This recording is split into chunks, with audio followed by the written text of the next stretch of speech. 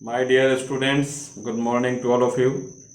आज मैं आपको ए एन और द के बारे में बताने जा रहा हूँ।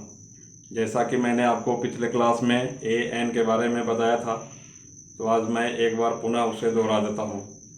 आप इस वीडियो को ध्यान से देखेंगे और आपको अच्छी तरह से ए और एन का प्रयोग करना आज आ जाएगा। तो स्टूडेंट्स, जब भी आपको हिंदी में अनुवाद करना हो तो मैं जैसे बताता हूँ वैसे करें। जब भी आपको हिंदी में अनुवाद करना हो तो सबसे पहले इस तरह नंबर बैठाना है। शुरू में 1 नंबर देना है, लास्ट में 2 नंबर देना है और 1 के बाद 3 नंबर देना है। और इस नंबर का आविष्कार मैंने खुद किया है, ये मेरा रिसर्च किया हुआ नंबर है। ये आपको काफ़ी हेल्प पहुंचाएगा। जब भी आपको इंग्लिश में अनुवाद करना है तो यहाँ बोर्ड पर देखिए, शुरू में 1 नंबर देना है, 1 नंबर का अनुवाद करेंगे, फिर 2 नंबर, फिर 2 नंबर के बाद डॉट डॉट करेंगे, फिर 3 नंबर। हाँ, अब यहाँ ध्यान से देखिए सेंटेंस को। जैसे यह किताब है, तो यहाँ देखिए मैंने यह के नीचे 1 नंबर दिया, है के नीचे 2 नंबर और 1 के बाद 3 नंबर। तो यह किताब है पर, तो इस तरह से नंबर देंगे। शुरू में 1 नंबर, लास्ट में 2 नंबर, 1 के बाद 3 नंबर। यह को क्या बोलते हैं? दिस। है को क्या बोलते हैं? इस। 2 नंबर के बाद क्या किया हुआ है? Dot dot. उसके बाद 3 नंबर में क्या है? किताब, तो यहाँ लिख दिया बुक। तो हमको जब भी इसके पहले ए और एन लगाना है तो इस जो नाउन है उसको पहचानना है। तो बुक को चूंकि हम गिन सकते हैं तो बुक हो गया काउंटेबल नाउन। तो यदि नाउन काउंटेबल रहे तो फिर हमें शुरू में देखना चाहिए। दिस क्या हो गया? सिंगुलर। और दिस क्यों सिंगुलर है? जब मैं बोलता हूँ कि यह किताब है तो उसका मतलब होता है कि यह एक किताब है, मतलब मेरे हाथ में जो किताब है वो एक है। तो हिंदी में एक आता है और नहीं भी आता है, लेकिन जब भी हम इंग्लिश में अनुवाद करते हैं तो सिंगुलर काउंटेबल नाउन के पहले आर्टिकल का प्रयोग किया जाता है। तो जिसके पहले हमको ए और एन का प्रयोग करना है उसको सबसे पहले हम हिंदी में बोलेंगे या लिखेंगे। तो जब मैं बुक बोलता हूं तो बुक का पहला अक्षर क्या होगा? ब। ये किस में जाता है? क से ज्ञ तक में। तो जिस शब्द का पहला अक्षर हिंदी में क से ज्ञ तक से शुरू होता हो तो उसके पहले ए का प्रयोग किया जाता है। तो जैसा कि आप यहाँ बोर्ड पर देख रहे हैं, तो this is a book. Now next, अब देखिए यह अंडा है। यहाँ भी उसी तरह से नंबर बिठाया हुआ है। शुरू में 1 नंबर, लास्ट में 2 नंबर, 1 के बाद 3 नंबर। तो यह के नीचे 1 नंबर, है के नीचे 2, अंडा के नीचे 3 नंबर। यह को क्या बोलते हैं? दिस। है को क्या बोलते हैं? इज। 2 नंबर के बाद क्या करना था? Dot dot. अंडा को इंग्लिश में बोलते हैं एग। तो सबसे पहले हमको नाउन को पहचानना है कि काउंटेबल है या अनकाउंटेबल है। तो एग मीन्स अंडा। तो चूंकि अंडा को हम गिन सकते हैं इसलिए इसके पहले लिख दिए C dot N. C dot N means countable noun. तो यदि नाउन काउंटेबल रहे तो फिर हमें शुरू में देखना चाहिए। तो दिस क्या हो गया? सिंगुलर। तो इसके नीचे 0 कर दिया, 0 मीन्स सिंगुलर। यदि नाउन काउंटेबल हो और पहला जो है सिंगुलर होता है तो उसको हम मैच कर दिए। मैच का मतलब जैसा कि आप अभी तक देखे हैं, सिंगुलर काउंटेबल नाउन के पहले आर्टिकल का प्रयोग किया जाता है। जिसके पहले हमको ए और एन का प्रयोग करना है उसको सबसे पहले हिंदी में लिख लें। तो जब मैं एक बोलता हूं तो एक का पहला अक्षर क्या होगा? ए। ये किस में जाएगा? अ से अ में। अ से अ तक के बीच में आता है। तो जिस शब्द का पहला अक्षर हिंदी में अ से अ तक से शुरू होता हो उसके पहले एन का प्रयोग किया जाता है। तो यहाँ आप देख रहे हैं एन का प्रयोग किया हुआ है। तो दिस इज एन अम्ब्रेला। तो मैं समझता हूँ कि आपको ए और एन का प्रयोग करना अब तक आ गया होगा। तो आप अपने घर पर इसी तरह से अधिक सेंटेंस बना के आप उसका ए और एन का प्रयोग करना सीख सकते हैं। यह अब तक के जितना भी ग्रामर आपने पढ़ा होगा उससे सबसे आसान तरीका है।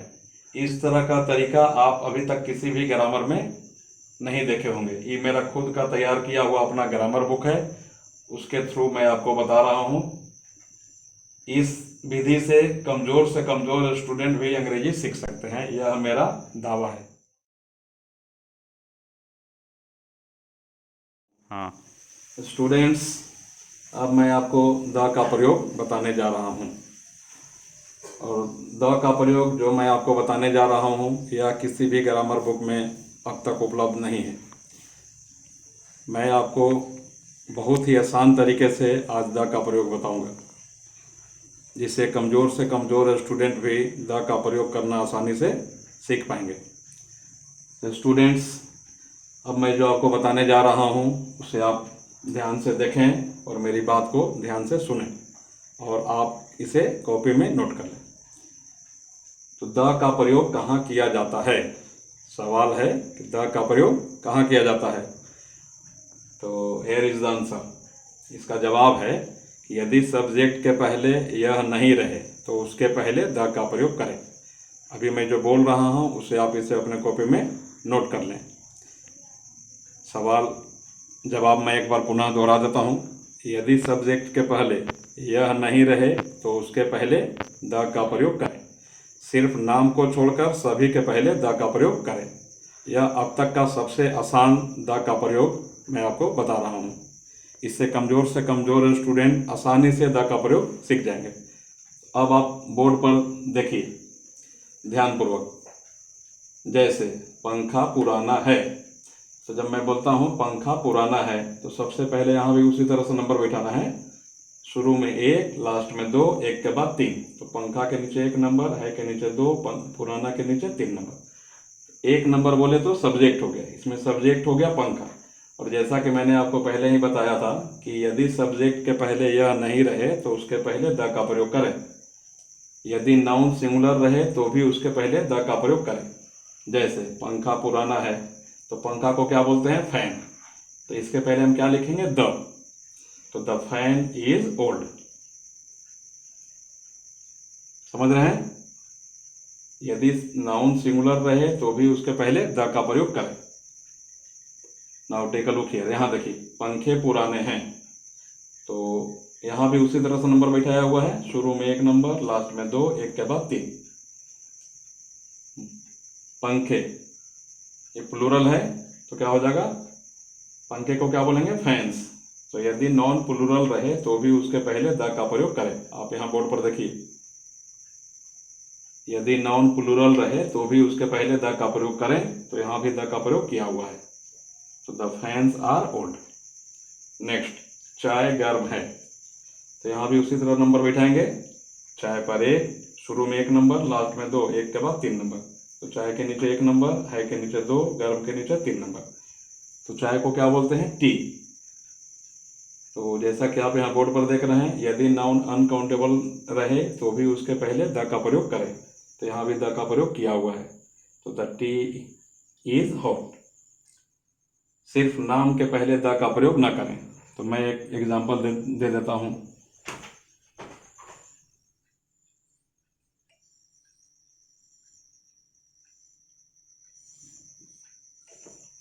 राम मेहनती है। राम पर 1, है पर 2, मेहनती पर 3। तो स्टूडेंट्स यहाँ देखिए, यहाँ भी सब्जेक्ट राम है। चूंकि राम नाम है इसलिए इसके पहले द का प्रयोग नहीं करेंगे।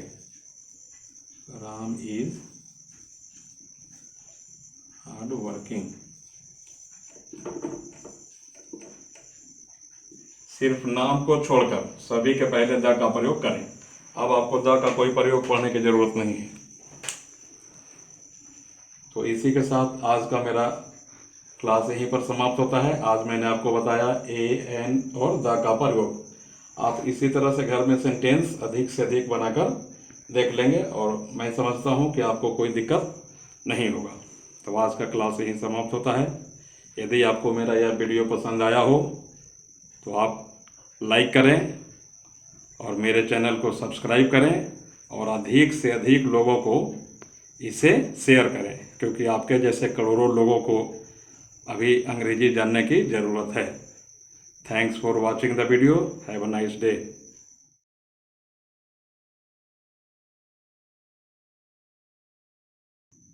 माय डियर स्टूडेंट्स, यदि आप मेरा रेगुलर क्लासेस ज्वाइन करना चाहते हैं तो आप मुझे मेरे दिए हुए कॉन्टैक्ट नंबर जो कि डिस्क्रिप्शन बॉक्स में दिया हुआ है उस पर कॉन्टैक्ट कर सकते हैं। मेरा 2 तरह का कोर्स है, एक 4 मंथ्स का कोर्स है, एक 6 मंथ्स का कोर्स है। तो यदि आप 4 मंथ्स का कोर्स करते हैं तो उसमें मैं आपको अंग्रेजी बोलना सिखाऊंगा। यदि आप 6 मंथ्स का कोर्स करते हैं तो उसमें मैं आपको अंग्रेजी सिखाऊंगा और अंग्रेजी बोलना बताऊंगा। ये मेरा 2 तरह का कोर्स है और मेरा 3 दिनों का फ्री डेमो क्लासेज है। यदि आप चाहें तो मेरा डेमो क्लासेस करके देख सकते हैं। एक्चुअली मैं 1995 से पढ़ा रहा हूँ। मेरा खुद का तैयार किया हुआ अपना ग्रामर बुक है और मेरा तो है बस एक ही सपना कि कमज़ोर से कमज़ोर छात्र भी सीखे अंग्रेजी बोलना। स्टूडेंट्स, जैसा कि आप सभी जानते हैं कि आज अंग्रेजी जानना कितना ज़रूरी है। यदि आप जीवन में तरक्की करना चाहते हैं तो आपको अंग्रेजी जानना चाहिए, ऐसा मेरा मानना है। Thanks a lot.